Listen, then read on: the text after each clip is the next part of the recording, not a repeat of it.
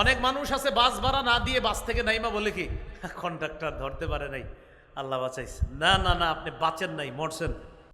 রিক্সা ভাড়া নাইমা গেছেন, রিক্সাওয়ালাও কোনো কারণে বলছেন টাকা ভাঙতি করে আনি, ভাঙতি করতে গিয়ে আপনি আর আসেন নাই। রিক্সাওয়ালারে ধোকা দিয়ে দিচ্ছেন, একটু পরে আপনি আইসা চুপে চুপে দেখছেন রিক্সাওয়ালা আছে কিনা, আইসা দেখছেন যে রিক্সাওয়ালা নাই, আর বললেন বাঁচেন নাই, মরছেন, কঠিন মরা মরছেন। আল্লাহ বলেন এতিমের সম্পদ যে অন্যায়ভাবে আত্মসাৎ করে তারা পেটের মধ্যে আগুন খায়। আল্লাহ আমাদেরকে হেফাজত করেন। জিহাদের ময়দান থেকে পলায়ন করা এটা নিষিদ্ধ, এটা বর্জনীয়, পলায়ন করা যাবে না, এটা নিষেধ। জিহাদের নিয়ত সবার রাখতে হবে। জিহাদের নিয়ত যদি কোনো মুসলমানের না থাকে সে মুনাফিকি মৃত্যুবরণ করবে। রাসূলুল্লাহ সাল্লাল্লাহু আলাইহি সাল্লাম বলেন মান মাতা ওয়ালাম ইয়াগজু ওয়ালাম ইউহাদ্দিস ফি সাবিলিল্লাহ, মান মাতা, যেই ব্যক্তি মারা গেল, ওয়ালাম ইউজাহিদ, আর জিহাদ করল না, ওয়ালাম ইউহাদ্দিস বিনাফসিহি মাতা আলা শুবাতিন মিনান নিফাক, কোন ব্যক্তি যদি জিহাদ না করে মারা যায় অথবা জিহাদের সংকল্প না করে সে এক ধরনের মুনাফিকি মৃত্যুবরণ করবে। রাসূলুল্লাহ সাল্লাল্লাহু আলাইহি সাল্লাম বলেন কেউ যদি শহীদ হওয়ার নিয়ত করে, খাঁটি শহীদ হওয়ার খাঁটি নিয়ত করে, বাল্লাগাহুল্লাহু মানাজিলা শুহাদা ওয়া ইন মাতা আলা ফিরাশিহি, ও যদি তার ঘরের বিছানাও মারা যায় আল্লাহ তাকে শহীদদের মর্যাদায় পৌঁছায় দেন। একটা ভালো মেয়ে, এলাকার সবাই বলে ভালো, আপনি মেয়ের বিরুদ্ধে এমন কিছু বলে দিলেন যে মেয়ের বিয়েতে সমস্যা হচ্ছে, এই যে আপনি মিথ্যা অপবাদ দিলেন, এটার কারণে দুনিয়াতেও আপনি নিন্দিত লাঞ্ছিত হবেন, আখিরাতেও আপনি লাঞ্ছিত হবেন। এক নম্বর আজ জুলুবুল মালাকিয়া, আল্লাহর সাথে সম্পর্কিত কিছু বিষয় আছে যেগুলা মাখলুক দাবি করা পাপ। ফেরাউন বলছে আনা রব্বুকুমুল আলা, আমি তোমাদের সম্মানিত রব, বলি নাউজুবিল্লাহ। এখন এই দাবি যদি কোনো মাখলুক করে তাহলে এটা পাপ হবে। হাদিসে কুদসির মধ্যে আছে আল্লাহ তাআলা বলেন আল কিবরিয়া উরিদাই, অহংকার আমার চাদর, বরত্ব আমার চাদর। অহংকার নি বরত্ব এটা আল্লাহর চাদর।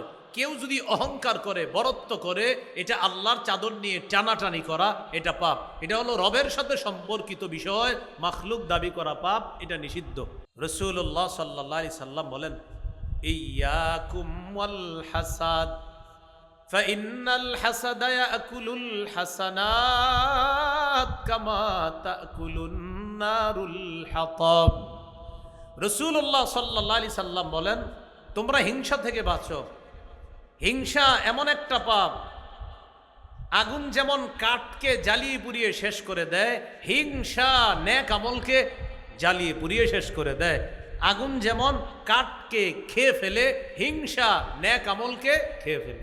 ফজর বললেন, জোহর বললেন, আসর, মাগরিব, এশার নামাজ পড়লেন, নামাজ পড়ার পর বাইর হইলেন, হওয়ার পর একজনের বাড়ির দিকে তাকাইলেন, তাকানোর পর বললেন করছে একটা 10 তলা বাড়ি, মানে আপনি এটা আপনি ওই বেচারা হালাল টাকা দিয়েই করছে, মনে করেন 6 তলা 10 তলা হালাল টাকা দিয়েই করছে, কারণ আপনি এটা সহ্য হইতেছে না, এটা ধ্বংস হয়ে যাইত, গজব দায়া পুড়ে যেত, মরে যেত। এটা হিংসা, এটা নিষেধ।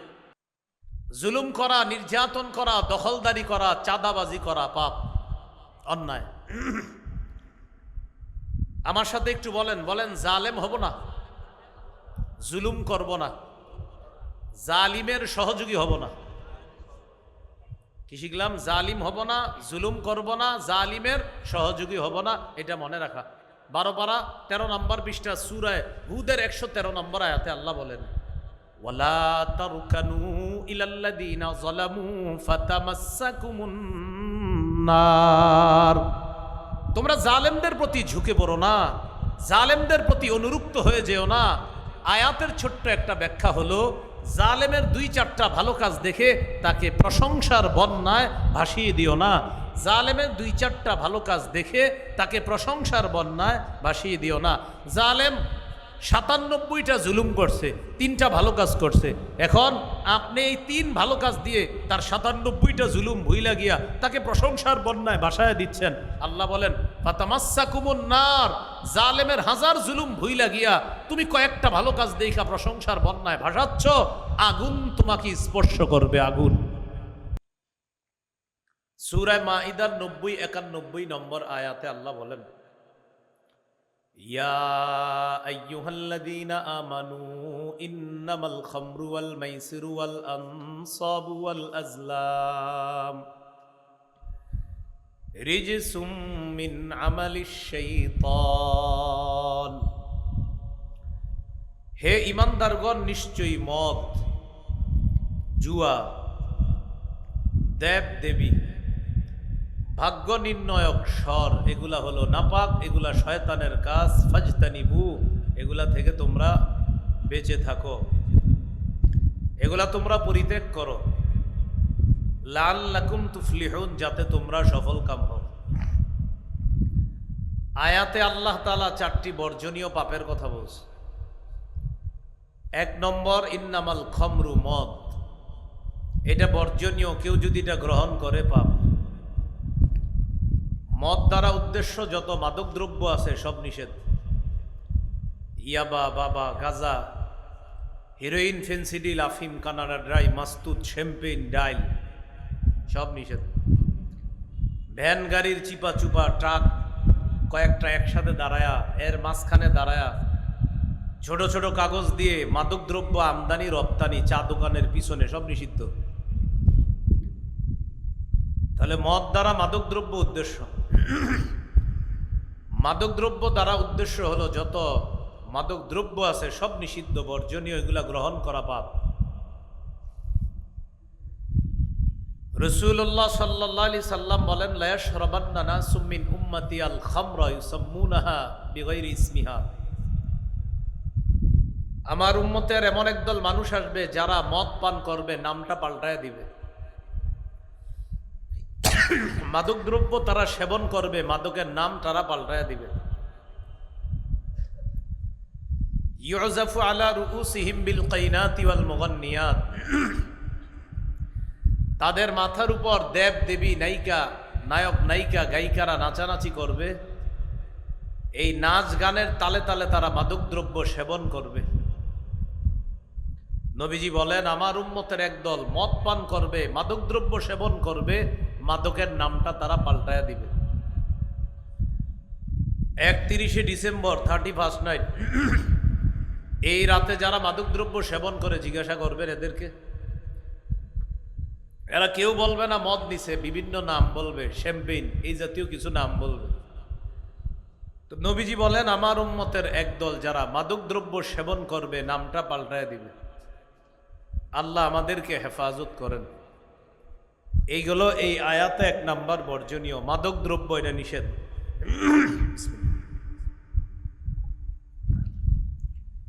2 নাম্বার, আল মাইসির।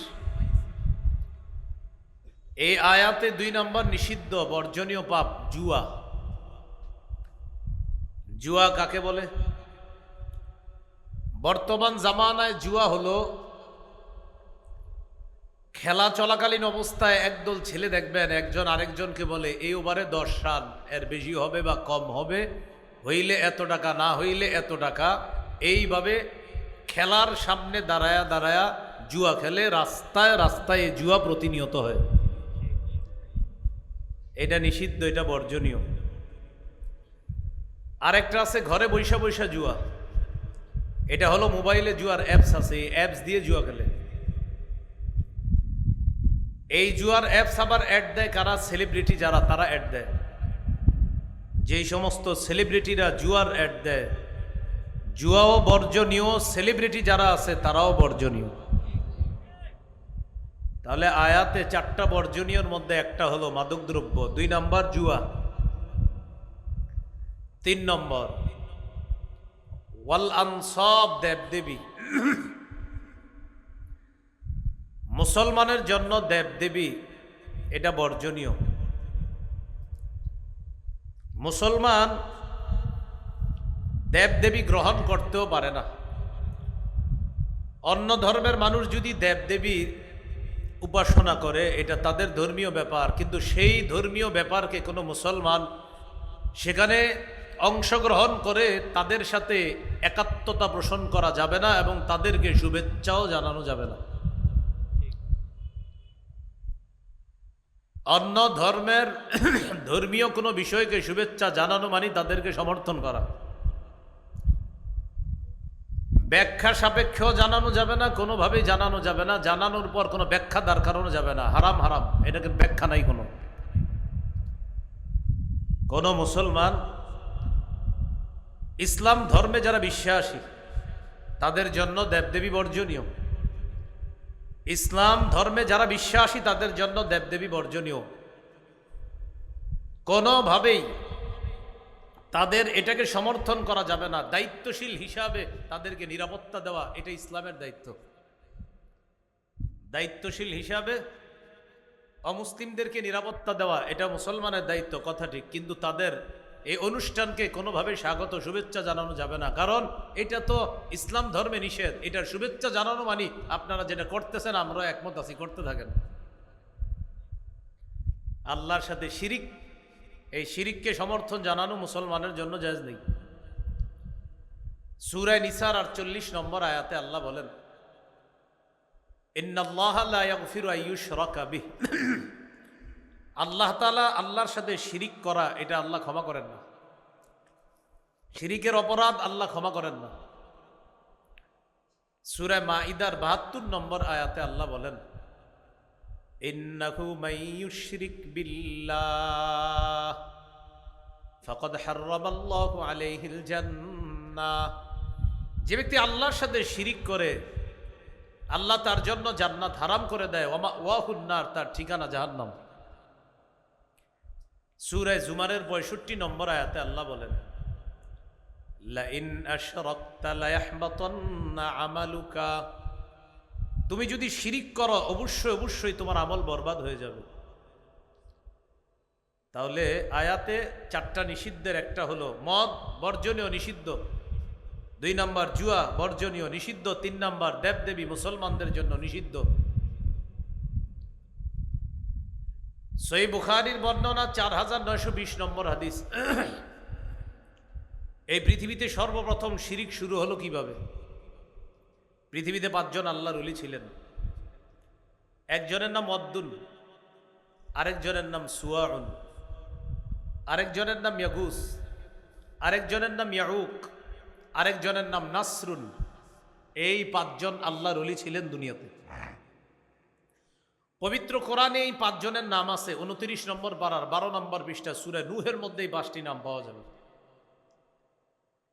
তবে কোরআনে এই 5 নাম আলোচনা করা হয়েছে মূর্তি হিসাবে। বলেন কি হিসাবে? মূর্তি হিসাবে। আপনারা আমার এতটুকু আলোচনা শুনে থাকলে বলেন তো, যে 5টা নাম কোরআনে মূর্তি হিসাবে আসছে, আসলে এই 5 নাম ছিল কাদের? আল্লাহর ওলিদের। হ্যাঁ, দুনিয়াতে এই 5 জন আল্লাহর ওলি তারা ইবাদত বন্দিগি করতেন, তাদের অনুসারীরা তাদের দেখা দেখি ইবাদত বন্দিগি করত। তাদেরকে কেন্দ্র করে মাশাআল্লাহ ইবাদত বন্দিগিতে মুসলমানদের আগ্রহ জন্মাইত। যেমন প্রতি মাসে কুমিল্লা আল্লামা মুফতি মুশতাকুন নবী কাসিমি দামাত বরকাতুহুমের কাছে আপনারা যান দলে দলে। কেন? সেখানে গেলে নতুন নতুন অনেক তথ্য জানেন, কথা জানেন, জানার পর ইবাদতে নতুন করে আবার আগ্রহ তৈরি হয়, আবার নতুন করে স্বাদ পাওয়া যায়। বিগত 1 মাস চার্জ নষ্ট হয়ে যায়, পরে 1 মাস পরে আবার গিয়ে সেখানে চার্জ দিয়ে আসেন। কেন? যে সেখানে গেলে এমন কিছু কথা পাওয়া যায় যে কথায় ইবাদতের স্বাদ তৈরি হয়, আগ্রহ তৈরি হয়, ইবাদতের মজা কিভাবে তৈরি হয় এই কথাগুলা জানা যায়। এটা হযরত সহ আল্লাহওয়ালা বুজুর্গ যারা আছে তাদের কাছে গেলেই এই সমস্ত অভিজ্ঞতা, যে আল্লাহওয়ালা বুজুর্গদের কাছে যাবেন, আগে ইবাদত করতেন, যে স্বাদ পাবেন তাদের কাছে যাওয়ার পর, তাদের সবক নেওয়ার পর, তাদের সান্নিধ্য অর্জন করার পর আপনার ইবাদতে মজা আরো বাড়বে। কারণ তারা এমন কিছু বিষয় আপনাকে জানাবে, ইবাদত কিভাবে সুন্দর করা যায় এই বিষয়গুলো শিখিয়ে দেয়। তাহলে এই 5 আল্লাহর ওলির অনুসারী ছিল। 5 আল্লাহর ওলি মারা গেছে। ওয়াদ্দুন মারা গেছে, সুয়াউন মারা গেছে, ইয়াগুস মারা গেছে, ইয়াউক মারা গেছে, নাসরুন মারা গেছে। 5 আল্লাহর ওলি মারা যাওয়ার পর তাদের অনুসারী যারা আছে তারা ইবাদতে আগের মতো মজা পায় না। ইবলিস তাদের সামনে মানুষের রূপ ধারণ করে আসছে। মানুষের রূপ ধারণ করে এসে ইবলিস তাদেরকে বলল, তোমাদের মন খারাপ কেন? তারা জবাব দিল, আল্লাহর ওলিরা যখন দুনিয়াতে ছিল ইবাদতে মজা পাইতাম, তাদের সবক নিয়ে ইবাদত সুন্দরভাবে করতে পারতাম, এখন আর আগের মতো মজা পাই না। ইবলিস তাদেরকে বলল, আমি তোমাদেরকে একটা বুদ্ধি দিতে পারি ইবাদতে মজা পাওয়ার। কি বুদ্ধি? আনিনসিবু ইলা মাজালিসিহিমুল্লাতী কানু ইয়াজলিসুনা আলাইহা আনসাবা। এই 5 আল্লাহর ওলি দুনিয়াতে যেখানে যেখানে বসতো, তাদের বৈঠকখানায় তাদের 5টা প্রতিমূর্তি তোমরা বসায়া দাও। কয়টা? কিভাবে পারবো? ইবলিস তাদেরকে বলল, আমি ব্যবস্থা করে দিতেছি, টেনশন করো না। ইবলিস তখন এই 5 আল্লাহর ওলির 5টা প্রতিমূর্তি তৈরি করে দিছে। এই 5টা প্রতিমূর্তি দেখতে ওই 5 জন আল্লাহর ওলির মতো। অনুসারীদেরকে বলল, তোমরা তাদের বৈঠকখানায় এক একজনকে বসায়া দাও।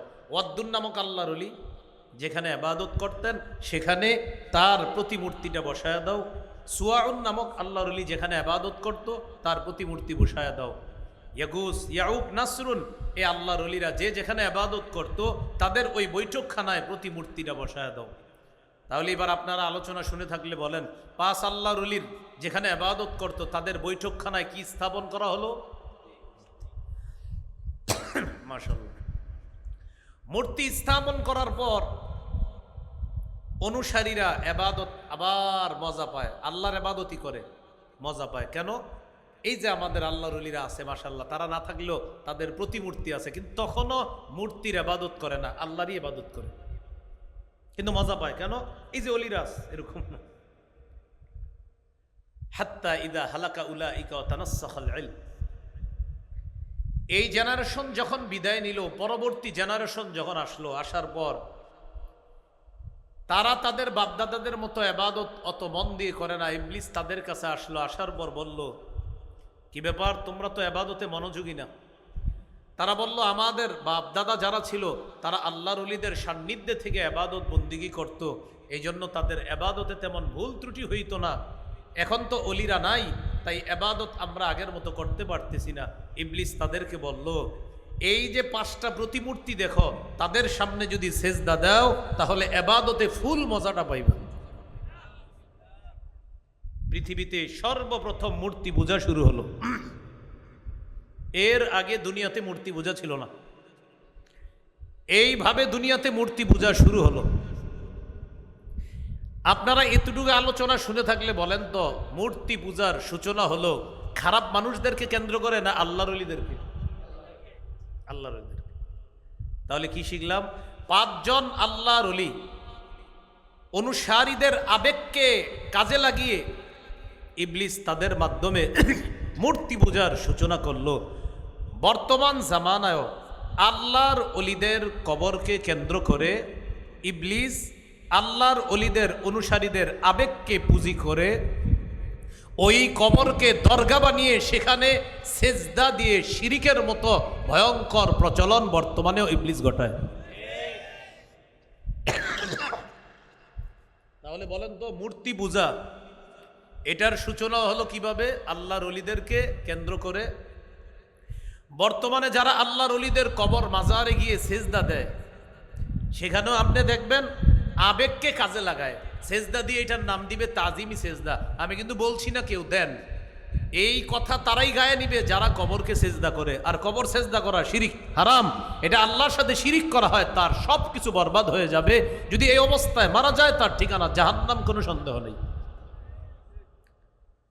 তাহলে আমরা আলোচনার এতটুকু বুঝতে পারলাম, এই জামানায় শিরকি কর্মকাণ্ডগুলো হয় ওলিদের আবেগকে কেন্দ্র করে। আমরা আল্লাহর ওলিদেরকে ভালোবাসি, মহাব্বত করি, এটা ইবলিস ভালো করে জানে। কিন্তু আমাদের এই মহাব্বত, আমাদের এই আবেগ যেন শিরিক পর্যন্ত পৌঁছায় না দেয়, আল্লাহ আমাদেরকে হেফাজত করে। তাহলে আল্লাহর ওলি মহাব্বত করি, আল্লাহর ওলির কবর জিয়ারত করব, কোনো সমস্যা নাই, কিন্তু আল্লাহর ওলির যে মহাব্বত করি এই আবেগ যেন ইবলিস আমাদেরকে শিরিক পর্যন্ত না পৌঁছায়। আলোচনা চলতেছে, আয়াতে আল্লাহ 4টা বর্জনীয় পাপের কথা বলছে। 3 নাম্বার ওয়াল আনসাব, দেবদেবী। দেবদেবী করণীয়, গ্রহণীয় না বর্জনীয়? মুসলমানের জন্য বর্জনীয়, এটা গ্রহণ করা পাপ। 4 নাম্বার ওয়াল আজলাম, ভাগ্য নির্ণয়ক স্বর, ভাগ্য মানুষ গণনা করে, এই মানুষের ভাগ্য গণনায় বিশ্বাস করা, এটা নিষেধ। রাসূলুল্লাহ সাল্লাল্লাহু আলাইহি সাল্লাম বলেন, মান আতা আররাফান আও কাহিনা, যে ব্যক্তি কোনো গণকের কাছে আসে আর গণকের কথা বিশ্বাস করে, ফাসাদ্দাকাহু বিমা ইয়াকুল, গণক যা বলে এটা যদি বিশ্বাস করে, ফাকাদ কাফারা বিমা উনজিলা আলা মুহাম্মাদিন সাল্লাল্লাহু আলাইহি ওয়াসাল্লাম, নবীর উপর যা নাজিল করা হয়েছে গোটা শরীয়তটাকে সে অস্বীকার করল। কেউ যদি গণকের কাছে যায় আর গণকের কথা বিশ্বাস করে, আল্লাহ রসুলের উপর আল্লাহ যা নাজিল করেছে গোটা শরীয়তটাকে সে অস্বীকার করেছে। আল্লাহ আমাদেরকে হেফাজত করেন। আবার মূল আলোচনায় চলে আসে। আল্লাহ বললেন পাপ ছেড়ে দাও, প্রকাশ্য পাপ, গোপন পাপ ছেড়ে দাও। পাপ মৌলিকভাবে দুই প্রকার, যা করতে হবে তা না করা পাপ, 2 নাম্বার যা ছাড়তে হবে তা করা পাপ। আল্লাহ আমাদেরকে করণীয়গুলো করে বর্জনীয়গুলো বর্জন করে পাপ থেকে বাঁচার তৌফিক দান করেন। সহিহ বুখারীর বর্ণনা 2766 নম্বর হাদিস। এই হাদিসের মধ্যে আছে قال رسول الله صلى الله عليه وسلم اجتنبوا السبع الموبقات। রাসূলুল্লাহ সাল্লাল্লাহু আলাইহি সাল্লাম বলেন তোমরা 7টি ধ্বংসাত্মক অপরাধ থেকে বাঁচো। قالوا وما هن يا رسول الله। সাহাবীগণ প্রশ্ন করলেন হুজুর এই 7টি ধ্বংসাত্মক বর্জনীয় পাপ কি, আমরা জানতে চাই। রাসূলুল্লাহ সাল্লাল্লাহু আলাইহি সাল্লাম বললেন 1 নাম্বার আশরিকু বিল্লাহ, আল্লাহর সাথে শিরিক করা, এটা হলো বর্জনীয় পাপ। শিরিক এটা বর্জনীয় পাপ, এটা করা যাবে না। এখানে একটা কথা মনে রাখা, শিরিক দ্বারা উদ্দেশ্য শিরকি কথা বলা যাবে না, শিরকি কর্ম করা যাবে না, শিরকি আকীদা গ্রহণ করা যাবে না। 2 নাম্বার ওয়াসসিহরু, সিহরুন শব্দের অর্থ জাদু। জাদু এটা ধ্বংসাত্মক পাপ, এটা বর্জনীয় পাপ। আপনাদের কোনো শত্রুকেও কখনো জাদু করবেন না, কুফুর করবেন না, শত্রুকেও।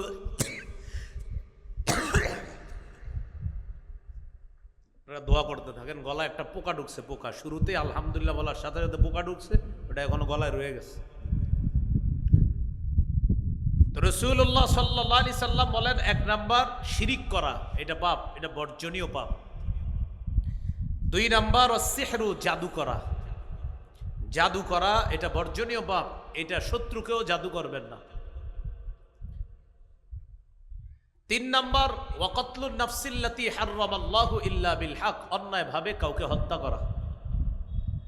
আমাদের বাংলাদেশে হত্যা করা এখন হাস্যকর বিষয় হয়ে গেছে। একজন আরেকজনকে হত্যা করে 50 জন ভিডিও করে। 50 জন কেন ভিডিও করে?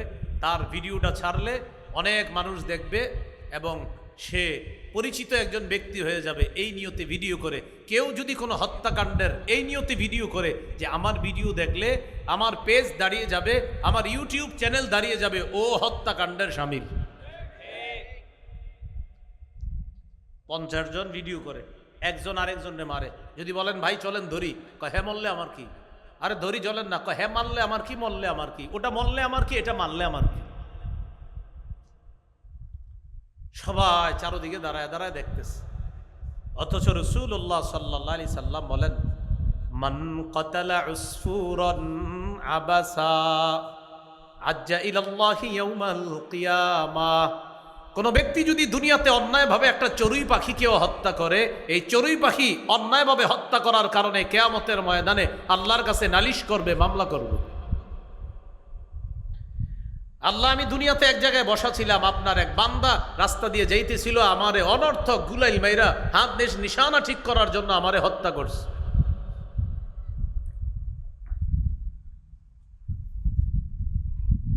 ইন্না ফুলানান কতালানি আবাসা, অমুকে আমাকে অনর্থক হত্যা করেছে, ওয়ালাম ইয়াকতুলনি লিমানফা, কোনো উপকারে আমাকে হত্যা করে নাই। আল্লাহ, আপনার বান্দা যদি বিসমিল্লাহ বলে জবাই করে আমাকে খেয়ে ফেলতো, আমার কোনো আফসোস ছিল না, কিন্তু সে আমাকে অনর্থক হত্যা করেছে, আমি এটার বিচার চাই। চড়ুই পাখি যদি আল্লাহর কাছে বিচার চায়, তো মানুষ হত্যার কি অবস্থা হবে? মানুষকে হত্যা করে কিয়ামতের ময়দানে নিহত ব্যক্তি হত্যাকারীর হাত ধরে আল্লাহর কাছে নিয়ে যাবে, নিয়ে গিয়ে বলবে আল্লাহ, এই লোক আমাকে হত্যা করেছে, আমি বিচার চাই। রক্ত পড়তে থাকবে শরীর থেকে। তাহলে 3 নাম্বার কতলুন নফস, অন্যায়ভাবে হত্যা করা, এটা গ্রহণীয় না বর্জনীয়? এটা করা পাপ। 4 নাম্বার, 4 নাম্বারটা কি বলবো? আপনারা সবাই জোরে বললে বলবো। আবার বলেন। ও আকলুর রিবা, 4 নাম্বার সুদ খাওয়া। কি খাওয়া? আওয়াজ তো কমে গেল, একটু আগে জি বললেন জোরে। কি খাওয়া? সুদ খাওয়া। এটা বর্জনীয়। রাসূলুল্লাহ সাল্লাল্লাহু আলাইহি সাল্লাম বলেন, আমার উম্মতের উপর এমন একটা জামানা আসবে, আমার উম্মতের কেউ বাকি থাকবে না, সবাই সুদ খাবে। নবী বলেন, সবাই ডাইরেক্ট সুদ না খাইলেও সুদের হাওয়া ইনডাইরেক্ট সবার গায়ে লাগবে। ইল্লাম ইয়াকুলহু আসাবাহু মিন বুখারিহি, ডাইরেক্ট যদিও সুদ না খায়, সুদের হাওয়া তাদের গায়ে লাগবে। আপনার একজন মহব্বত করে চা খাওয়াইতে নিয়ে যাবে দোকানে, দোস্ত আসো চা খাওয়াই, 1 কাপ চা খাওয়াইয়া দিবে, আপনার কোনো গুনাহ হয় নাই চা খাওয়াতে, কিন্তু এই চায়ের বিল পরিশোধ করছে সুদের টাকা দিয়ে। এই যে সুদের টাকা দিয়ে চায়ের বিল পরিশোধ করলো, আপনি ডাইরেক্ট সুদ খান নাই, কিন্তু সুদের হাওয়া আপনার পেটে ঢুকাইয়া দিছে, আপনার গুনাহ হয় নাই, কিন্তু সুদের হাওয়া ঢুকে যাওয়ার কারণে পরবর্তী যে আবাদতগুলা করবেন, আবাদতে মজা পাবেন না, ওই হারামের ছোঁয়া ভিতরে লেগে যাওয়ার কারণে। আল্লাহ পবিত্র কোরআনে বলেন, ইয়া আইয়ুহার রাসূলু কুলু মিনাত তাইয়্যিবাতি ওয়া'মালু সালিহা। হে রাসূলগণ, তোমরা হালাল খাও, এরপর নেক আমল করো। রাসূলদেরকে আল্লাহ আদেশ করতেছেন, হালাল খান, তারপর নেক ইবাদত করেন, নেক আমল করেন। নেক আমলের পূর্ব শর্ত হালাল খাওয়া। আপনার অজান্তে কে যেন আপনার পেটে হারাম ঢুকাইয়া দিছে, এজন্য ইবাদতে আগের মতো মজা পাচ্ছেন না। হারামের ছোঁয়া না যাওয়া পর্যন্ত মজা শুরু হবে না, এই ছোঁয়া যাবে, তারপর মজা শুরু হবে। তাহলে কি শিখলাম? যে কেউ বললেই খাওয়া যাবে না, খাইতে গেলে ভেবে চিন্তে খেতে হবে। কি বুঝে আসছে? আমরা তো মাশাআল্লাহ বললেই সে বিসমিল্লাহ বলতেও মনে থাকে না, শুরু করছে। আল্লাহ হেফাজত করেন। না বললেই খায়েন না, বললেই খায়েন না, খুব সতর্ক। তাহলে 4 নাম্বার আকলুর রিবা, সুদ খাওয়া, এটা নিষিদ্ধ। ইবনে মাজার 2272 নম্বর হাদিসের বর্ণনা, রাসূলুল্লাহ সাল্লাল্লাহু আলাইহি সাল্লাম বলেন, আতাইতু লাইলাতান উসরিয়া বি আলা কওমিন বুতুনুহুম কাল বুয়ুত। আমি মেরাজে গেলাম, একদল মানুষের পাশ দিয়ে অতিক্রম করলাম, যাদের পেটগুলা বিশাল বড় বাড়ির মতো। ফিহা আল হাইয়াত তুরা মিন খারিজি বুতুনিহিম, তাদের পেটের বাহির থেকে দেখা যায় বিশাল বড় বড় সাপ পেটের ভিতরে দৌড়ায়। আমি জিজ্ঞাসা করলাম, জিবরিল এরা কারা? জিবরিল আমিন বললেন, হা উলাই আকালাতুর রিবা ইয়া রাসূলুল্লাহ। হুজুর, এরা হলো সুদখোরের দল। কিয়ামত পর্যন্ত এদের পেটে এইভাবে সাপ দৌড়াইতে থাকবে, কিয়ামতের ময়দানে শাস্তি তো এখনো বাকি। বলেন, সুদ খাওয়া এটা কি করণীয় না বর্জনীয়? এটা করা পাপ। 5 নাম্বার, ওয়া আকলু মালিল ইয়াতীম, এতিমের সম্পদ অন্যায়ভাবে ভক্ষণ করা, এটা বর্জনীয়। 4 পারা 17 নাম্বার পৃষ্ঠা আল্লাহ তাআলা বলেন, ইন্নাল্লাযীনা ইয়াকুলুনা আমওয়ালাল ইয়াতামা যুলমা ইন্নামা ইয়াকুলুনা ফি বুতুনিহিম নারা। যারা অন্যায়ভাবে এতিমের সম্পদ আত্মসাৎ করে, তারা পেটে আগুন খায়। আগুন, এতিমের সম্পদ খাওয়া মানে আগুন খাওয়া। বড় ভাই মারা গেছে, ছোট ভাইয়ের 3-4টা সন্তান আছে, আপনি চাচা কলমের খোঁচায় বুদ্ধি খাটায়া তাদের সম্পত্তি আত্মসাৎ করে নিলেন। এই যে তাদের সম্পত্তি আত্মসাৎ করলেন, এলাকাবাসী কেউ বুঝে নাই। অনেক মানুষ আছে আবার, এলাকাবাসী যদি তার এই আত্মসাৎ না বুঝে, সে কি বলে জানেন? আলহামদুলিল্লাহ, বাইচে গেছে, আল্লাহ বাঁচাই দিছে। হ্যাঁ বলে বাঁচাই, আল্লাহ বলে বাঁচাই দিছে। আত্মসাৎ করে, সম্পদ আত্মসাৎ করে বয় আলহামদুলিল্লাহ বাইচে গেছে, বাঁচছে। অনেক মানুষ আছে বাস ভাড়া না দিয়ে বাস থেকে নাইমা বলে কি, কন্ট্রাক্টর ধরতে পারে নাই, আল্লাহ বাঁচাইছে। না না না, আপনি বাঁচেন নাই, মরছেন।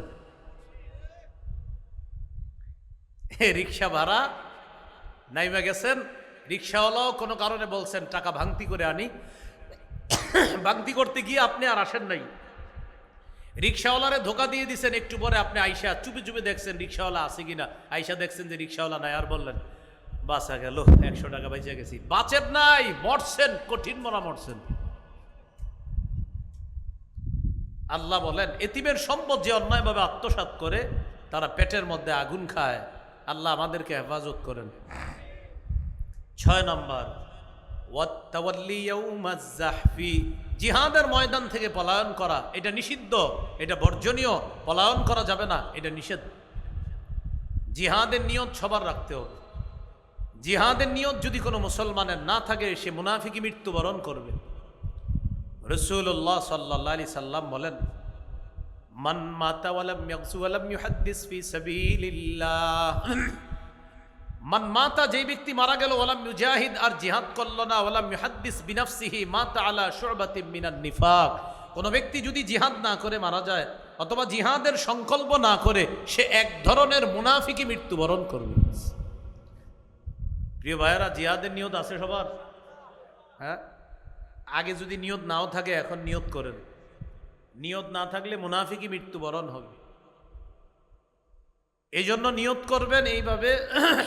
আমাদের দেশের বিজ্ঞ মুফতি সাহেবরা কখনো যদি জিহাদের পক্ষে ফতুয়া দেয়, ফতুয়া বোর্ড থেকে বিজ্ঞ মুফতি সাহেবরা বলতে হবে, তারপর জিহাদ ফরজ হয়। আপনি আবার আগামীকালকে একটা এলাকা উড়াই দিলেন আর বললেন এটা জিহাদ, এটা কিন্তু জিহাদ হবে না। এদেশের বিজ্ঞ অভিজ্ঞ মুফতি সাহেবরা ফতুয়া দিতে হবে। ফতুয়া দেওয়ার আগ পর্যন্ত জিহাদ হবে না, তাদের ফতুয়ার পরেই জিহাদ হবে। এই জিহাদের ফতুয়া দেওয়ার পর এরপর আপনি এরকম নিয়ত করা যে কখনো যদি জিহাদের ফতুয়া আসে, আমি ইনশাল্লাহ জিহাদের ময়দানে গিয়ে শহীদ হব, এই নিয়ত রাখা। রাসূলুল্লাহ সাল্লাল্লাহু আলাইহি সাল্লাম বলেন, কেউ যদি শহীদ হওয়ার নিয়ত করে, খাঁটি শহীদ হওয়ার খাঁটি নিয়ত করে, বাল্লাগাহুল্লাহু মানাজিলা শুহাদা ওয়া ইন মাতা আলা ফিরাশিহি, ও যদি তার ঘরের বিছানায় মারা যায়, আল্লাহ তাকে শহীদদের মর্যাদায় পৌঁছায় দেয়। কয় নাম্বার গেল? 6 নাম্বার, জিহাদের ময়দান কখনো যদি আমাদের সামনে আসে, এটা ত্যাগ করা যাবে না। যেমন বর্তমান ফিলিস্তিনের জন্য আমরা মুসলমান যারা আছি বাংলাদেশে, আমাদের কি করণীয়? ওদের জন্য আমাদের এখন মৌলিক 4টি করণীয়। 1 নাম্বার করণীয়, তাদের পক্ষ হয়ে জিহাদ করা। দেশের প্রাচীর সীমানা এই বাধা নিষেধের কারণে আমরা এটা পারতেছি না। 2 নাম্বার, ইআদাদ, প্রস্তুতি গ্রহণ করা। ইয়াং যুবক যারা আছি মাশাল্লাহ, শরীর ফিটফাট রাখা, প্রতিনিয়ত দৌড়াইতে হবে, সাঁতার কাটতে হবে, পেটটা যেন বেশি বড় না হয়, এরকম থাকতে হবে।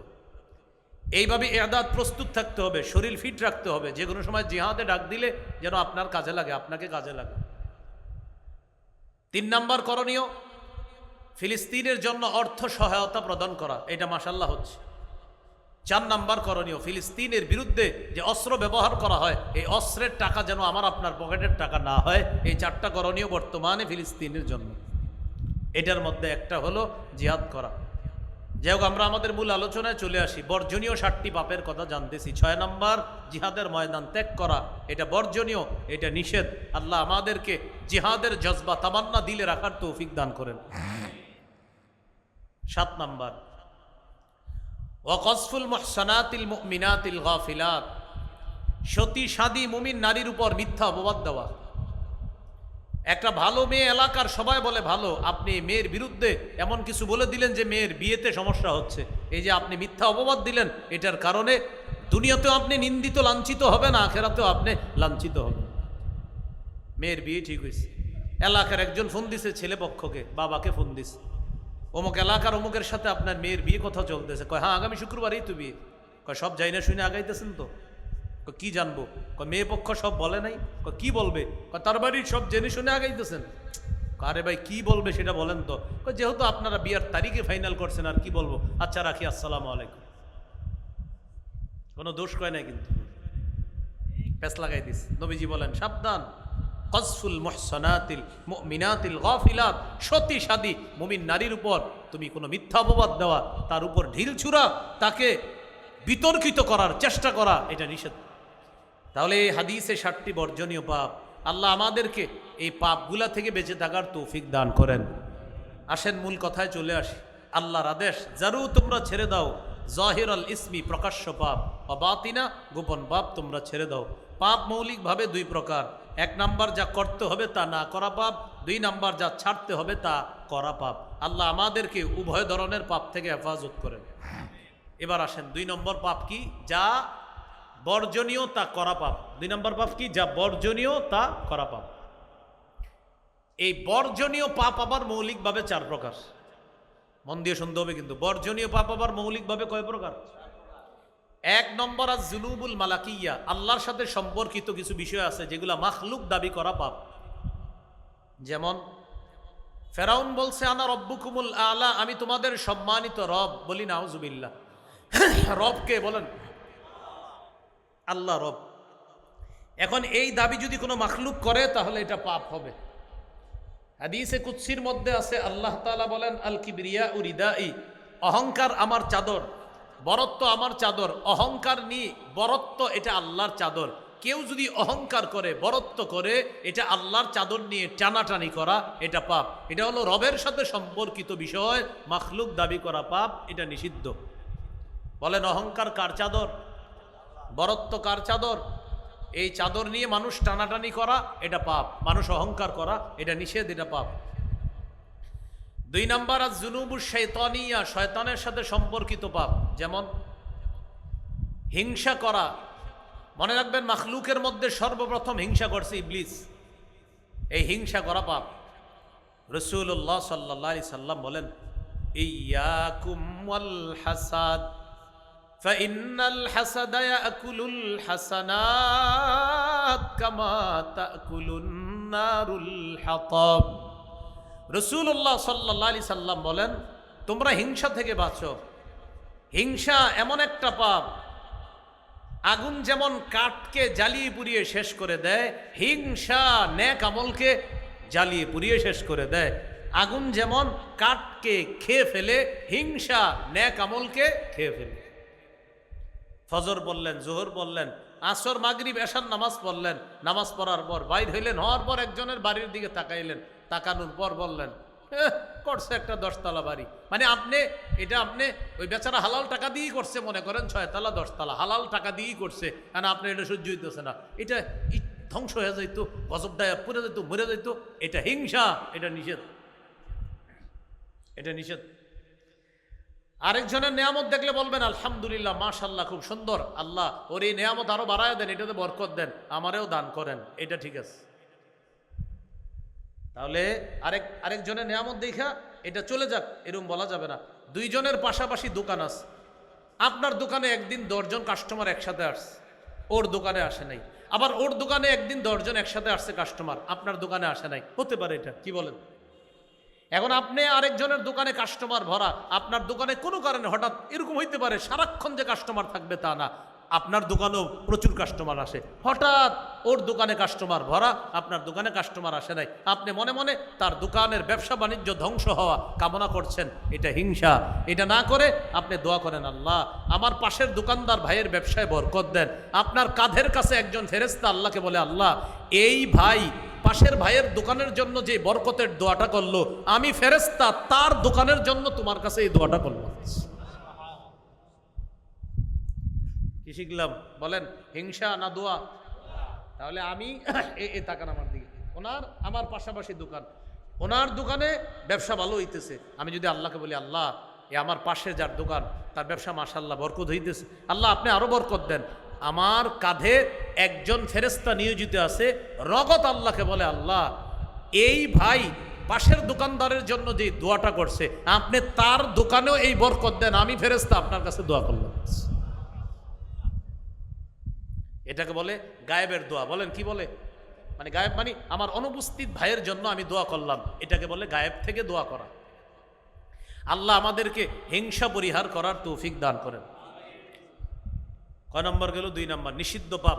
4 প্রকার বলছিলাম। 1 নম্বর আল্লাহর সাথে সম্পর্কিত কিছু বিষয় মাখলুক দাবি করা পাপ।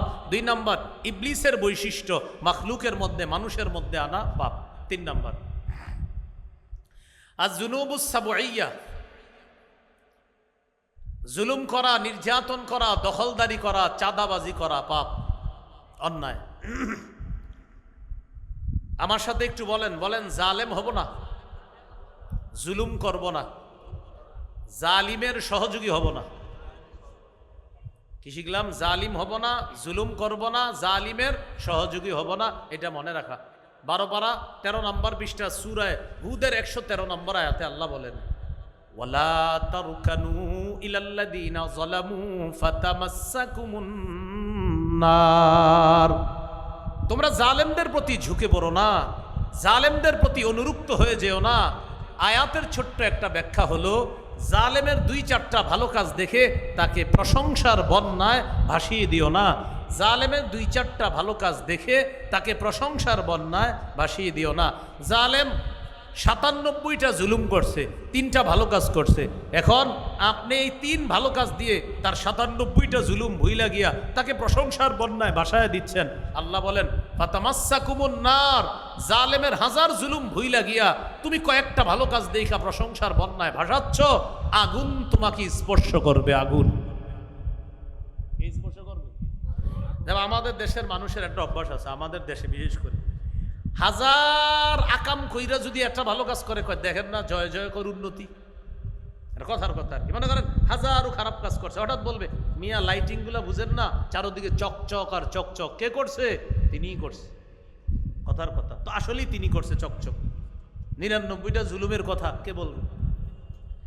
আমাদের মাহফিলের মাইকগুলোও কেমন হয়ে গেছে বর্তমানে। মনে করেন আমার পাশে আইসা কথার কথা এমন এক ব্যক্তি বসছে, যেই ব্যক্তি এলাকায় প্রথম আসছে। এবার আমারে কানে কানে বলা হলো, হুজুর তার সম্পর্কে কিছু বলেন। তখন আমি বললাম তিনি এই, তিনি সেই, তিনি এই এলাকার খেটে খাওয়া মানুষের পাশে বারবার দাঁড়ায়, অথচ আজকে প্রথম আইছে। বারবার কেমনি হইল? কি বললাম? তিনি বারবার আমাদের এলাকায় খেটে খাওয়া অসহায় কৃষিজীবী শ্রমজীবী মানুষ যারা আছে তাদের পাশে, আমরা যাকে বারবার পাই, যিনি বারবার আমাদের বিপদে আপদে আসে। আসলে বারবার না, আজকে শুধু। তো আমি কিভাবে বললাম বারবার? এটা কি সত্য না মিথ্যা হলো? আল্লাহ বলছে সাবধান, এই যে তুমি এটা বললা, এটা জালেমের সহযোগী হওয়া, জুলুমকে সমর্থন করা। তুমি এই জালেমকে মিথ্যা প্রশংসার বন্যায় ভাসাও, ফাতামাসসাকুমুন নার, আগুন তোমাকে স্পর্শ করবে। আল্লাহ কি কথা কি বুঝতেছেন সবাই? হ্যাঁ, বুঝে নিন ভালো করে। আল্লাহ আমাদেরকে হেফাজত করেন। এগুলো 3 নম্বর। এখানে জুলুম দ্বারা আরো উদ্দেশ্য আছে। আপনি একজনের কাছ থেকে কিছু কিনলেন, কিনার পর 300 টাকা দিলেন, কথার কথা। আমি ক্রেতা ইচ্ছা করে 300 টাকার 100 টাকা 3টা নোটের মধ্যে একটা জাল নোট দিয়ে দিয়েছেন ইচ্ছা করে, এটা আপনি বিক্রেতার উপর জুলুম করছেন। বিক্রেতা আপনাকে 1 কেজি আপেল দিছে, দেওয়ার সময় হঠাৎ আপনি আরেক দিকে তাকাইছেন। এবার আপনার এই আরেক দিকে তাকানোর কারণে একটা আপেল কম আপনাকে দিয়ে দিল, এটা বিক্রেতা ক্রেতার উপরে জুলুম করা। ক্রেতা বিক্রেতাকে জাল নোট ইচ্ছা করে দেওয়া, এটা ক্রেতার পক্ষ থেকে জুলুম। বিক্রেতা ইচ্ছা করে কিছু কম দিয়ে এটাকে 1 কেজি 2 কেজি বলা, এটা ক্রেতার উপর জুলুম। করা যাবে না এগুলা। আল্লাহ আমাদেরকে হেফাজত করেন। এগুলা নিষিদ্ধ। 4 নাম্বার আজ-জুনুবুল বাহিমিয়া, পশু সুলভ পাপ। এটা কেমন? কুকুর রাস্তাঘাটে কিছু কর্ম করে, এই কর্ম মানুষ করলে এটাকে বলা হবে জিনা, ব্যভিচার। আমাদের দেশে ইসলাম সম্পর্কে অজ্ঞ একদল নারী 318 পৃষ্ঠা ব্যাপী একটা প্রতিবেদন তৈরি করেছিল। এটার নাম দিয়েছিল নারী বিষয়ক সংস্কার কমিশন। এটার একটা দাবি ছিল এদেশের যৌনকর্মীদেরকে শ্রম অধিকার আইনে শ্রমিকের মর্যাদা দেওয়া। বুঝা শুনে নাউজুবিল্লাহ বলেন। আবার এদিকে তাকান, যৌনকর্মীদেরকে শ্রম অধিকার আইনে শ্রমিকের মর্যাদা দেওয়া। নাউজুবিল্লাহ। এর মানে হলো এই আইন যদি পাশ হয়ে যেত, অথবা ভবিষ্যতে যদি এই আইন পাশ হয়, তখন যৌনকর্মীদেরকে আপনি যৌনকর্মী বলা যাবে না, তাদের এই কর্মকে যৌনতা বলা যাবে না, অশ্লীলতা বলা যাবে না, তখন এটাকে বলা হবে শ্রম। কি বলা হবে? শ্রম। নাউজুবিল্লাহ বলেন। এই আইন করা মানে হলো আমাদের দেশের ভালো মানুষগুলাকে হাইওয়ান, জানোয়ারে রূপান্তরিত করার চেষ্টা করা। আর 18 পারা 9 নম্বর পৃষ্ঠা সূরা নূরের 2 নম্বর আয়াতকে সরাসরি অস্বীকার করা। কোরআনের আয়াত অস্বীকার করলে ঈমান থাকে না যায়? এই তো আপনি বুঝবেনও না আপনার ঈমান কিভাবে নিবেন। সূরা নূরের 2 নম্বর আয়াতে আল্লাহ বলেন, আয-যানিয়াতু ওয়াজ-যানি ফাজলিদু কুল্লা ওয়াহিদিম মিনহুমা মিআতা জালদা। ব্যভিচারিণী নারী, ব্যভিচারী পুরুষ, তারা যদি অবিবাহিত হয় তাদেরকে 100 বেত্রাঘাত করা হবে। তারা যদি বিবাহিত হয় তাদেরকে পাথর মেরে হত্যা করা হবে। এটা শরিয়া আইন, এটা ইসলামের আইন। এই আইনের বিরোধিতা যদি কেউ করে, এটা যদি অস্বীকার করে, তাহলে এটা সরাসরি কোরআনের আয়াতকে অস্বীকার করা হবে। কোরআনের আয়াত অস্বীকার করলে ঈমান থাকে না যায়? আল্লাহ আমাদেরকে হেফাজত করেন। তাহলে এটা পশুসুলভ পাপ। এই পশুসুলভ আচরণ মানুষের মধ্যে আনা যাবে না। কিছু পশু আছে যারা কাজ করলে পাপ না, মানুষ করলে পাপ। যেমন এক ব্যক্তি আজকে রাত্রে মনে করেন খাবে, গরুও খাবে। কি গরু রাতে খাবে না? বলে না, খাবে না? আচ্ছা।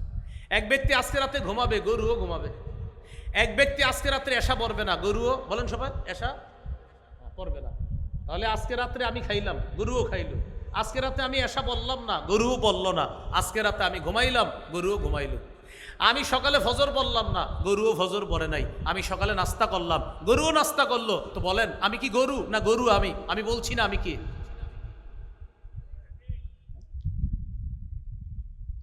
প্রত্যেকের প্রশ্ন করেন। এই মনে করেন আমি আজকে এশা বললাম না, নাউজুবিল্লাহ, গরু এশা পড়ে নাই। আচ্ছা, আমি রাতে খাইলাম, গরুও খাইলো। আমি রাতে ঘুমাইলাম, গরুও ঘুমাইলো। আমি ফজর বললাম না, গরুও ফজর বলল না। আমি নাস্তা করলাম, গরুও নাস্তা করলো। ইন্নালিল্লাহ। তো গরুও ঘুমাইলো, খাইলো, নামাজ পড়লো না। আমিও ঘুমাইলাম, খাইলাম, নামাজ পড়লাম না। তো ঘটনা কি হলো? ঘটনার কি হলো? আল্লাহ বলেন বালহুম আদল, এরা চতুষ্পদ জন্তুর চেয়ে আরো নিকৃষ্ট। এরকম মানুষ কুমিল্লা না থাকলেও পৃথিবীতে আছে। তাহলে আজকে থেকে নিজের পরীক্ষা করেন। আমি কিন্তু বলছি না এই ওয়াজটা প্রত্যেকে করবেন। এটা আমি আরিফ বিন হাবিব ওয়াজ করতে হবে, এবং নামনে আপনারই ওয়াজ করবেন আজকে থেকে, যে আমি রাতে খাবো আজকে ইনশাআল্লাহ, গরুও খাবে।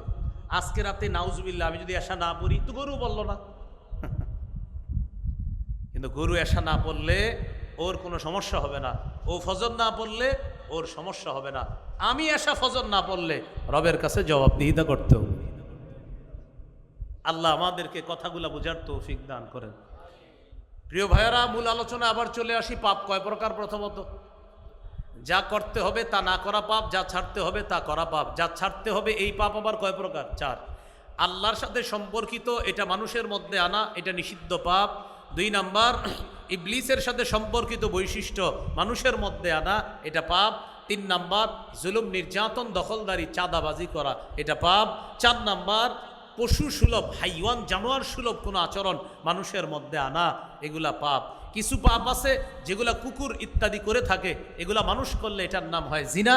আর কিছু পাপ আছে যেটা হাইওয়ান, জানোয়ার করলে তার কোনো গুনাহ হবে না, কিন্তু মানুষ যদি করে এটার জন্য আল্লাহর কাছে জবাবদিহিতা করতে হবে, এটা নিষিদ্ধ পাপ। আল্লাহ আমাদেরকে বর্জনীয় পাপ থেকে হেফাজত করে। এবার আসেন, বড় ছোট হিসাবে পাপ 2 প্রকার। ছোটবেলা থেকে শিখছি, একটাকে বলে কবিরা আর একটাকে বলে সগীরা, মানে বড় গুনাহ, ছোট গুনাহ।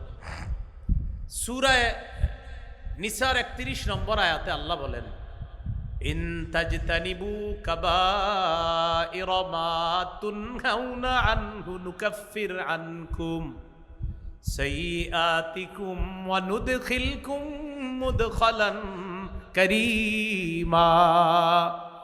যদি তোমরা কবিরা গুনাহ থেকে বাঁচো, আমি আল্লাহ তোমাদের সগীরা গুনাহগুলো মাফ করে দিব, তোমাদেরকে সম্মানের জায়গা জান্নাতে প্রবেশ করাবো। তাহলে কবিরা গুনাহ ছাড়লে সগীরা গুনাহ মাফ। বড় ছোট হিসাবে গুনাহ কয় প্রকার জানলাম? 2 প্রকার। এবার আসেন, গুনাহ থেকে বাঁচবো কিভাবে, গুনাহ থেকে মুক্তি পাবো কিভাবে, গুনাহ থেকে বাঁচার কি উপায়?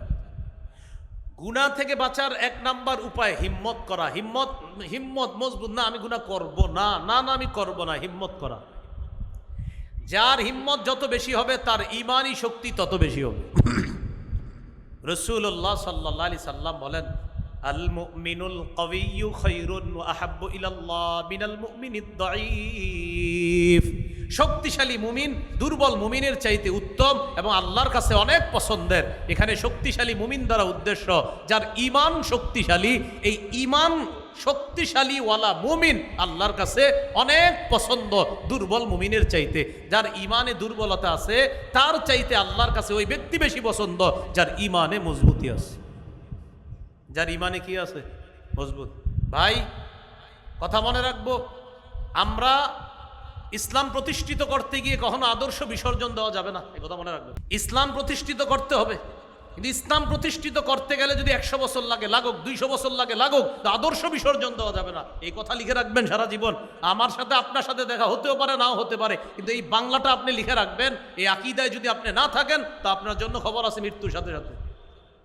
ইসলাম প্রতিষ্ঠিত করবেন তো আদর্শ বিসর্জন দিয়ে না, আদর্শ বিসর্জন দিবেন তো কবর থেকে জবাবদিহিতার জন্য তৈরি হন। আদর্শ বিসর্জন দেওয়া যাবে না। ইসলাম প্রতিষ্ঠিত করতে হবে ইসলামী মূল্যবোধের মধ্যে থেকে। হারামকে হারাম বলে ইসলাম প্রতিষ্ঠিত করতে হবে, হালালকে হালাল বলতে হবে। ইসলাম প্রতিষ্ঠিত করতে গিয়ে হালালকে সন্দেহযুক্ত করা যাবে না, হারামকে সন্দেহযুক্ত করা যাবে না। হারাম হারাম বলতে হবে, এটা হারাম।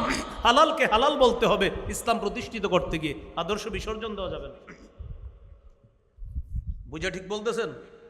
বুঝে শুনে ঠিক বলবেন। আমি যে কথাটা বললাম একটা গুরুত্বপূর্ণ কথা, প্রত্যেকের ইমানের প্রশ্ন। আবার বলছি, কবরে আমিও যাব না আপনার কবরে, আমারটাতে আপনি যাবেন না। এই কথাটা মনে রাখবেন। ইসলাম প্রতিষ্ঠিত করতে গিয়ে আদর্শ বিসর্জন দিয়েন না। বুক চিতিয়ে চোখের সামনে বলে দিবেন এটা হারাম, এটা হালাল, এটা আপনার বলতে হবে। এতে আপনার ইসলাম প্রতিষ্ঠিত আল্লাহ চাইলে হবে, আল্লাহ চাইলে আরো পরে হবে, কিন্তু আপনি এটা প্রতিষ্ঠিত করতে গিয়ে বলতে হবে এটা হালাল, এটা হারাম। সন্দেহ করা যাবে না, মোটেই না। তাহলে এক নাম্বার আল মুমিনুল কবি, শক্তিশালী ইমান। বলেন তো শক্তিশালী ইমান দ্বারা কি উদ্দেশ্য? ইমানের শক্তি। বলেন কিসের শক্তি? ইমানের শক্তি। এখান থেকে বললাম আদর্শ বিসর্জন দেওয়া যাবে না। 2 নম্বর উপায় নিয়ত করা, গুনাহ থেকে বাঁচার 2 নম্বর উপর নিয়ত করা। কি নিয়ত করবেন? ইনশাল্লাহ আগামী 24 ঘন্টা আমি গুনাহ করব না, নিয়ত করে ফেলছেন আপনি। এই নিয়তটা বাড়াবেন পরে আস্তে আস্তে। আগামী 48 ঘন্টা গুনাহ করব না, আগামী 1 সপ্তাহ গুনাহ করব না। আস্তে আস্তে নিয়ত বাড়ান, বাড়াইতে থাকেন নিয়ত করা।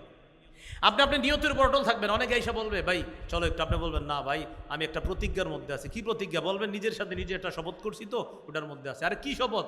তোমারে বলা যাবে না, 24 ঘন্টা পরে বলবো। এইভাবে আপনি শপথ করেন আস্তে আস্তে। সহিহ মুসলিমের হাদিস, রাসূলুল্লাহ সাল্লাল্লাহু আলাইহি সাল্লাম বলেন ইদা আরাদা আবদি আইয়ামালা সাইয়্যাতান, আল্লাহ তাআলা বলেন আমার বান্দা যখন কোনো গুনাহ করার ইচ্ছা করে তখন আল্লাহ ফেরেশতাদেরকে বলে, ও ফেরেশতারা লা তাকতুবুহা হাত্তা ইয়ামালাহা, আমার বান্দা গুনাহ করার নিয়ত করছে এখনো করে নাই তো গুনাহটা লিখো না। সুবহানাল্লাহ, সুবহানাল্লাহ। আবার পড়েন আমার বান্দা নিয়ত করছে করে নাই তো তোমরা লিখো না। কিন্তু যদি আমার বান্দা গুনাহটা করে তো একটা গুনাহ লিখো। আমার বান্দা গুনাহ নিয়ত করছে তো ফেরেশতারা বলতেছে না করে নাই, তো যেহেতু করে নাই লিখো না, দেখো না কি হয়। আল্লাহ বলে যদি আমার স্মরণে ও নিয়ত করার পরেও হঠাৎ ছেড়ে দেয়, না আমি করব না, গুনাহের কাছে গেছে, যাওয়ার পরে এবার হঠাৎ চিন্তা করলো গুনাহের কাছে এসে গেলাম, না করব না। আল্লাহ বলে ও যে এবার গুনাহ নিয়ত করেও এরপরে আমার স্মরণে গুনাহটা ছেড়ে দিছে, এই জন্য একটা নেকি লিখে দাও। ওয়াইদা আরাদা আবদি আইয়ামালা হাসানা, আর আমার কোনো বান্দা যখন নেকির নিয়ত করে ফালাম ইয়ামালহা, কাজটা যদিও না করে একটা নেকি নগদ দিয়ে দাও। কাজ করেন না এখনো, শুধু নিয়ত করছেন, আল্লাহ বলে একটা নেকি দিয়ে দাও। আর যদি করে তো 10 থেকে 700 গুণ পর্যন্ত লিখতে থাকো। তাহলে বলেন তো নিয়তের মূল্য আছে? কম না অনেক বেশি? তাহলে এইভাবে আমি 24 ঘন্টা গুনাহ করব না, আগামী 7 দিন গুনাহ করব না, 1 মাস করব না, আগামী 15 দিন আমি গুনাহ করবই না, আমি গুনাহ করব না ইনশাআল্লাহ, এরকম। তাহলে 1 নাম্বার হিম্মত করা, 2 নাম্বার নিয়ত করা, 3 নাম্বার গুনাহ থেকে বাঁচার উপায় আল্লাহর কাছে দোয়া করা। কি করা? আল্লাহ আমারে গুনাহ থেকে হেফাজত করেন, এইভাবে আল্লাহর কাছে দোয়া করা। সূরা গাফির বা সূরা মুমিনের 60 নম্বর আয়াতে আল্লাহ বলেন ওয়াকালা রাব্বুকুম উদউনি আস্তাজিব লাকুম, তোমাদের রব বলেন তোমরা আমাকে ডাকো আমি তোমাদের ডাকে সাড়া দিই। আল্লাহ বলেন তোমরা আমাকে ডাকো আমি তোমাদের ডাকে সাড়া দিই। সূরা বাকারার 186 নম্বর আয়াতে আল্লাহ বলেন ওয়াইদা সালাকা ইবাদি আদনি, নবী আমার বান্দারা যদি আমার সম্পর্কে আপনারে জিজ্ঞাসা করে আপনি বলেন ফাইন্নি কারিব, আমি আল্লাহ নিকটে আছি। সুবহানাল্লাহ, আমার সম্পর্কে যদি জিজ্ঞাসা করে বলেন আমি নিকটে, আমি কাছে আছি বলে দেন। এরপরে আল্লাহ বলেন উজিবু দাওয়াতাদ দাঈ ইযা দাআন, বান্দা আমাকে ডাকা মাত্রই আমি তার ডাকে সাড়া দিই, আহ্বানকারী আহ্বান করা মাত্রই আমি তার ডাকে সাড়া দিই। একটা সুন্দর কথা আপনাদেরকে বলি, আজকে আল্লাহর কাছে আপনারা 100টা কথা বলছেন, আল্লাহ আমার এটা দেন ওটা দেন। মনে করেন 100টার মধ্যে 100টাই যদি আল্লাহ না দেয় আপনাকে, কিন্তু 100 বার আল্লাহ সাড়া দিছে।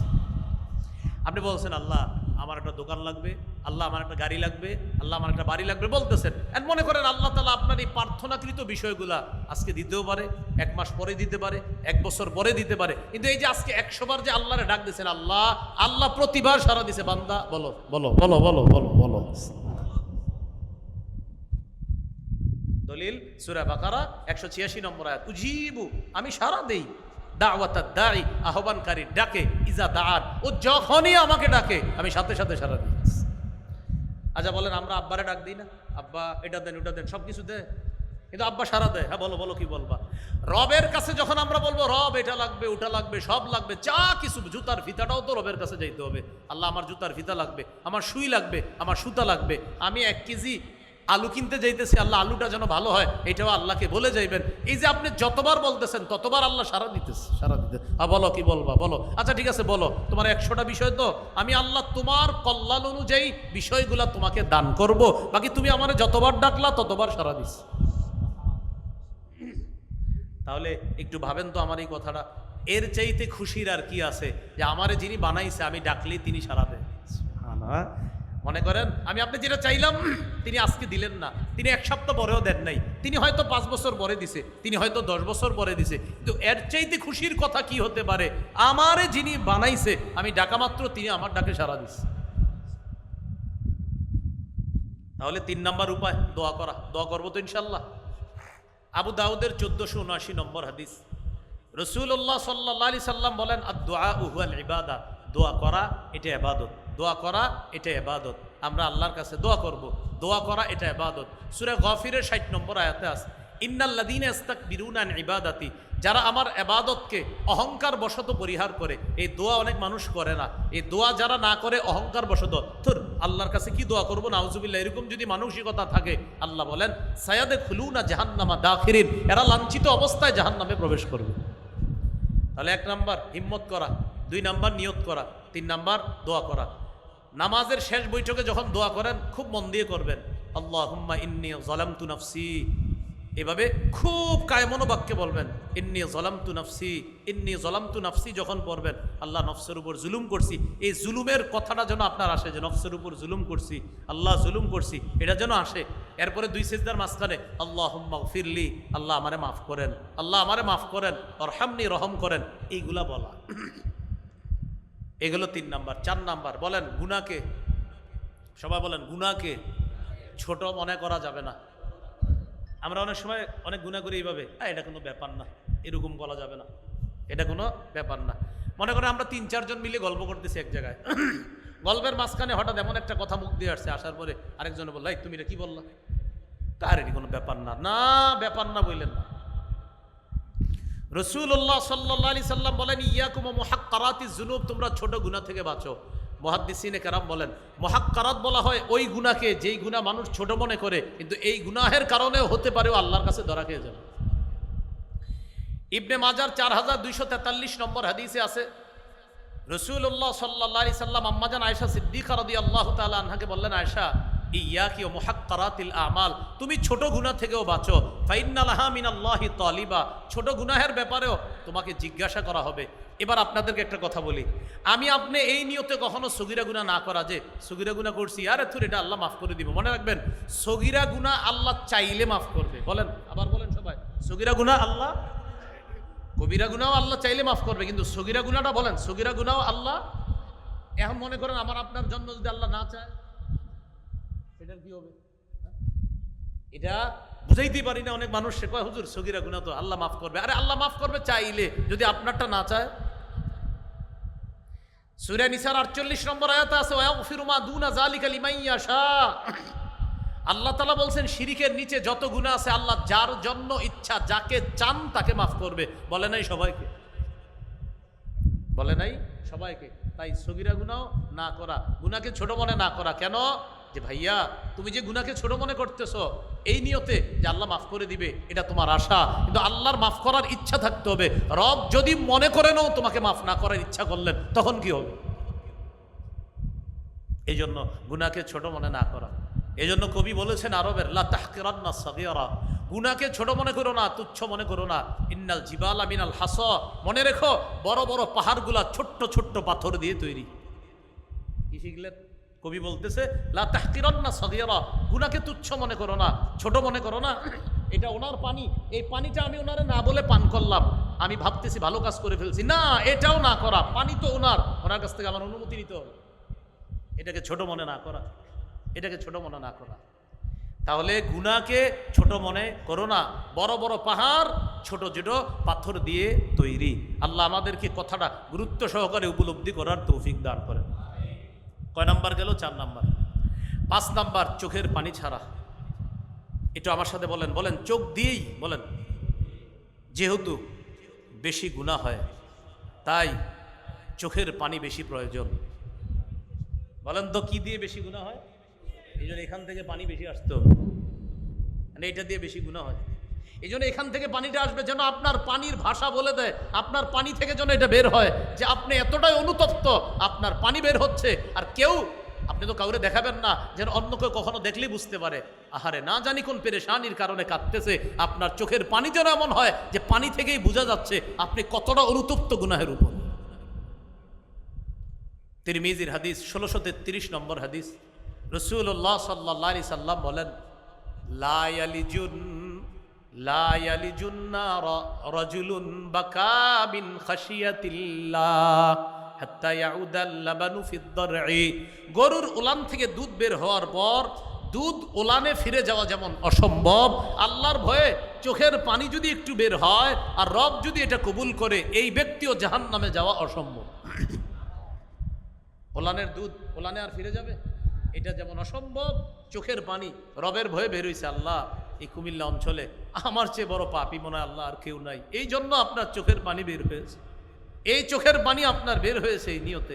তখন ওই চোখের পানি ওলানে দুধ ফিরে যাওয়া যেমন অসম্ভব, চোখের পানি ওটা আল্লাহর ভয়ে বের হলে জাহান্নামে তার যাওয়া অসম্ভব, সে জাহান্নামে যাবে না। আল্লাহ আমাদেরকে রবের ভয়ে কান্নাকাটি করার তৌফিক দান করে। 6 নাম্বার, মুজাহাদা করা। মুজাহাদা মানে চেষ্টা করা, গুনাহ থেকে বাঁচার চেষ্টা করা। আপনি এমন একটা সোসাইটি, এমন একটা সমাজে আছেন, এই সমাজে প্রতিটা অনুষ্ঠানে গান বাজনা বাজে। এখন আপনি কি করেন? যখনই গান বাজনা হয় আপনি যথাসম্ভব গুনাহ থেকে বাঁচার চেষ্টা করেন। আপনার মামাতো বোন, খালাতো বোনের বিয়েতে আপনার দাওয়াত আসছে, এখন আপনি খালারে ডিরেক্ট বলে দিলেন, খালা আমি কিন্তু গান বাদ্য হলে বিয়েতে আসবো না। আপনি এটা বলে দিলেন, সবাই আপনার উপর অসন্তুষ্ট হইল, হ্যাঁ বিয়েতে তো একটু গান বাদ্য হই, তুমি কেন আসবা না? আপনি জবাব দিয়ে দিলেন, খালা আমার রবের জন্য হাজারো সমাজ আমি ছাড়তে পারি, কিন্তু অশ্লীলতা যুক্ত হাজারো সমাজের জন্য আমার রবকে আমি ছাড়তে পারবো না। এটা আপনি বলে দিলেন। আপনি মুজাহাদা করতে হবে, আপনি চেষ্টা চালাতে হবে। আপনি এমন একটা পরিবেশে, আমি সহ আমরা সবাই এমন একটা অবস্থায় বর্তমানে আমরা আছি, ডান বাম সামনে পিছনে গুনাহ। আপনি মুজাহাদা না করলে গুনাহ থেকে বাঁচতে পারবেন। ডানে গুনাহ, বামে গুনাহ, সামনে গুনাহ, পিছনে গুনাহ, আপনি মুজাহাদা করতে হবে। মুজাহাদা প্রচেষ্টা অব্যাহত রাখতে হবে। না না না, গুনাহ করা যাবে না, না যাবে না, গুনাহ করা যাবে না, এই মুজাহাদা করা। আল্লাহ আমাদেরকে বুঝার তৌফিক দান করেন। 21 নম্বর পারা 3 নম্বর পৃষ্ঠা, সূরা আনকাবুতের 69 নম্বর আয়াত, ওয়াল্লাযীনা জাহাদু ফিনা লানাহদিয়ান্নাহুম সুবুলানা। যারা আমার পথে চেষ্টা চালায়, মুজাহাদা করে, আমি আল্লাহ তাদেরকে আমার রাস্তায় হেদায়েত দিয়ে দিই, রাস্তা দিয়ে। তাহলে আপনাকে কিন্তু রব দেখবে, আমার এই বান্দাটা আসলে গুনাহ থেকে বাঁচতে চায়। 1 জন 2 জন 3 জন 4 জন 5 জন, আমরা মনে করেন আমাদের প্রত্যেকে আমরা মুজাহাদা করি যে আল্লাহ গুনাহ করব না। রব দেখবে আসলে আমাদের মধ্যে কে বেশি চেষ্টা চালাইতেছে। না না, আমার এই বান্দাটা আসলেই গুনাহ থেকে বাঁচতে চায়, রব আসলেই তাকে হেদায়েতের উপর অটল রাখবে, তাকে হেদায়েতের রাস্তা দেখাবে।